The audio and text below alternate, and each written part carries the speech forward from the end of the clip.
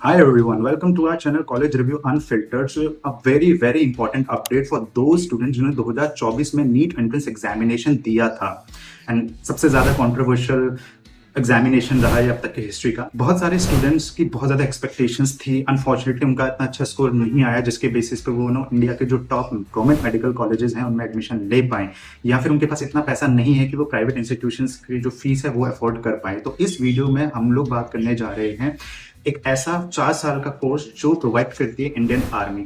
मैं बात कर रहा हूँ बीएससी नर्सिंग प्रोग्राम की जो इंडियन आर्मी प्रोवाइड करती है, एंड ये सिर्फ और सिर्फ गर्ल्स कैंडिडेट के लिए है। बॉयज कैंडिडेट इस प्रोग्राम को नहीं कर सकते हैं। इस वीडियो में हम लोग बात करेंगे कि क्या इस प्रोग्राम की एलिजिबिलिटी है, कौन से कॉलेजेस हैं इंडिया में, कितने कॉलेजेस हैं इंडिया में, कितनी सीट्स है, ओवरऑल जो इन्फॉर्मेशन एज अ स्टूडेंट आपको पता होनी चाहिए। एंड अभी ये वीडियो बनाने का मेन पर्पज ये है, इस प्रोग्राम की जो एप्लीकेशन लास्ट डेट है वो 7 अगस्त है। आज से 2-3 दिन के बाद ये एप्लीकेशन क्लोज हो जाएगी, तो मेक श्योर आप अप्लाई कर सकते हैं अगर आपने नीट एग्जामिनेशन दिया है और नीट एग्जामिनेशन सिर्फ दिया नहीं है, क्वालिफाई किया है। तो इसका ऑफिशियल नोटिफिकेशन भी इंडियन आर्मी की ऑफिशियल वेबसाइट पे अवेलेबल है, ठीक है। और वो नोटिफिकेशन की मैं आपको पढ़ के बता देता हूँ कि क्या क्या इंपॉर्टेंट पैरामीटर्स हैं या क्या क्या इंपॉर्टेंट पॉइंटर्स हैं which you as a student should know. तो सबसे पहली बात, जो एलिजिबिलिटी क्राइटेरिया की हम लोग बात कर रहे थे, आपने नीट का एग्जामिनेशन दिया हुआ होना चाहिए एंड आप नीट एग्जामिनेशन क्वालिफाई कर रहे हो, ये बहुत ज्यादा इंपॉर्टेंट है। सेकंड चीज, जो आपका 12th में स्कोर होना चाहिए, दैट शुड बी मिनिमम 50%, और फर्स्ट अटेम्प्ट में मींस फर्स्ट गो में ही आपने अपना क्लास 12th कंप्लीट किया हुआ होना चाहिए। ऐसा नहीं होना चाहिए कि आप एक साल में आप फेल हो गए हो या किसी भी तरीके से आप दोबारा अपना क्लास 12th कर रहे हो, तो बिल्कुल नहीं। आपको फर्स्ट अटेम्प्ट में ही, अगर आप फर्स्ट अटेम्प्ट में ही क्लास 12th अगर आपका कंप्लीट हुआ है विद मिनिमम 50%, प्लस जो सब्जेक्ट्स आपके पास होने चाहिए physics, biology, chemistry and English as an major subject के तौर पे होना चाहिए। प्लस एक और सबसे इंपॉर्टेंट चीज जो आपको ध्यान देनी की, अगर आप रेगुलर स्टूडेंट हैं, मींस अगर आप रेगुलर बेसिस पे आपने अपना स्कूलिंग कंप्लीट किया है, किसी ओपन स्कूलिंग से नहीं किया है, तो ही आप इसमें एलिजिबल हैं, ठीक है। सो ये रहा सबसे ज्यादा इंपॉर्टेंट पैरामीटर। अब मैं बात करता हूँ इसमें एज। अगर आप 1 अक्टूबर 1999 से 30 सितंबर 2007 के बीच में अगर आपका बॉर्न ईयर है, ठीक है, तो आप इस प्रोग्राम के लिए अगेन एलिजिबल हैं, आप अप्लाई कर सकते हैं। अब इसमें फिजिकल स्टैंडर्ड्स क्या है, क्योंकि इसमें आपका मेडिकल फिटनेस भी चेक किया जाएगा, हाइट एंड ऑल भी इसमें चेक की जाएगी। सो आपकी जो मतलब हाइट होनी चाहिए दैट शुड बी 152 सेंटीमीटर। अगर आप हिल एंड नॉर्थ ईस्ट स्टेट से बिलोंग करते हैं तो आपका 147 सेंटीमीटर इस हाइट पर आप एलिजिबल होंगे। साथ ही साथ अगर एग्जामिनेशन जिस टाइम पे आप दे रहे हैं उस टाइम पे आपका एग्जामिनेशन, कौन से एग्जामिनेशन की मैं बात कर रहा हूँ, सो ये जो नीट एक एलिजिबिलिटी तो है ही है, इसके साथ साथ इनका खुद का एक रिटर्न एग्जाम भी होगा जिसको मैं अभी आगे डिस्कस करूंगा। वो एग्जाम देते टाइम आपकी एज 18 ईयर नहीं हुई है तो आपको 2 सेंटीमीटर का इसमें ग्रोथ अलाउंस मिल जाएगा, ठीक है।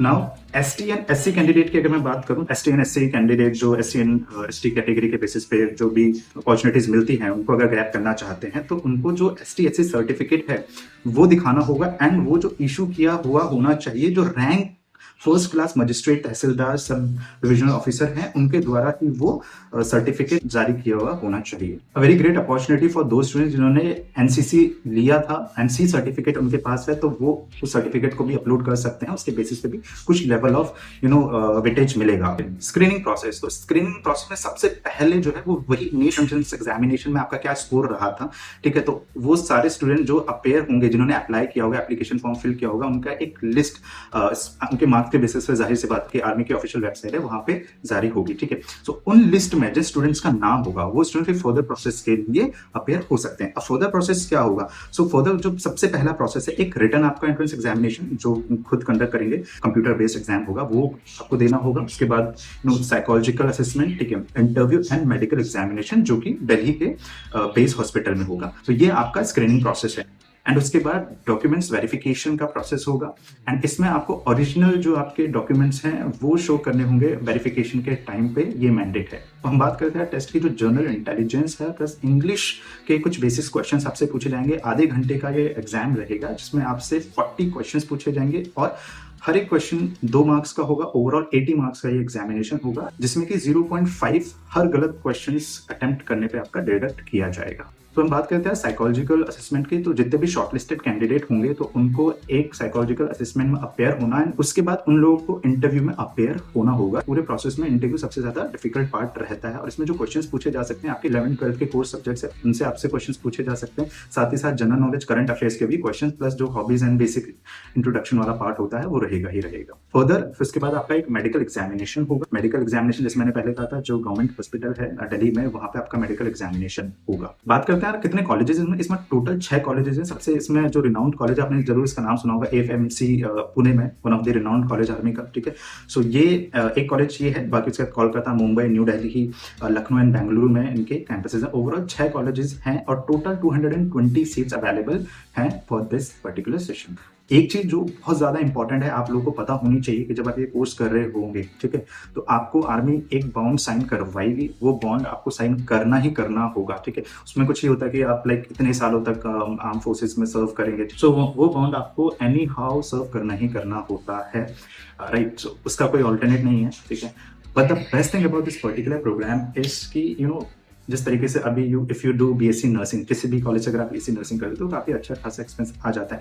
प्लस यहाँ से बीएससी नर्सिंग करने के बाद लेट्स से आप कुछ साल तक ये जनरली 10 ईयर्स आपको सर्व करना होता है, प्लस 4 ईयर जो आपका प्रोग्राम रहेगा, ठीक है। सो ये बेयर मिनिमम टाइम आपको सर्व करना होता है। 10 + 4 लाइक 14 ईयर्स आप सर्व कर सकते हैं, इसमें करना होता है।